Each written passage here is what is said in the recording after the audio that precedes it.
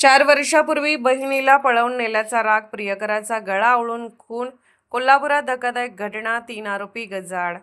कोल्हापूर जिल्ह्यातील गोकुळ शिरगाव परिसरातून एक धक्कादायक आणि खळबळजनक घटना समोर आली आहे.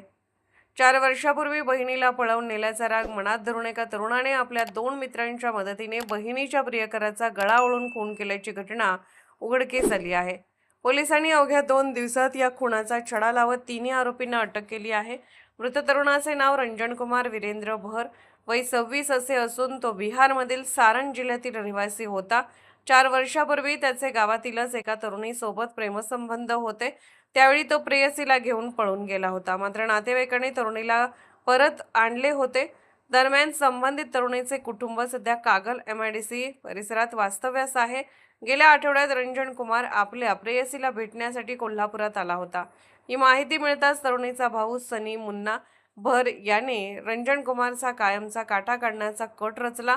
पोलिसांनी दिलेल्या माहितीनुसार सनीने आपल्या 2 मित्रांना सोबत घेत खुनाचे नियोजन केले. सोमवारी संध्याकाळी रेमंड चौक परिसरात रंजन कुमारला बोलावण्यात आले. त्यानंतर त्याला दारू पाजून MIDC परिसरात फिरवण्यात आले. यानंतर आरोपींनी रंजन कुमारला कागलच्या दिशेने महामार्गालगतच्या निर्जन ठिकाणी नेले आणि गळा आवळून त्याचा खून केला. खून केल्यानंतर पुरावे नष्ट करण्याच्या उद्देशाने मृतदेह कागल पंचतारांकित MIDC परिसरातील बँक ऑफ इंडियाच्या शाखेजवळ टाकून आरोपी घटनास्थळावरून फरार झाले.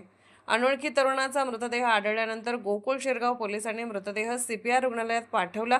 उत्तरीय तपासणीत गळा आवळून खून झाल्याचं स्पष्ट होताच पोलिसांनी तपासाची चक्रे वेगाने फिरवली. CCTV फुटेज आणि तांत्रिक तपासाच्या आधारे पोलिसांनी आरोपींची ओळख पटवत कागल MIDC परिसरातून सनी मुन्ना भर, रोहन मुकेश भर आणि अर्जुन मुकेश्वर सिंह या तिघांना अटक केली. चौकशीत त्यांनी गुन्ह्याची कबुली दिली असल्याची माहिती पोलिसांनी दिली आहे.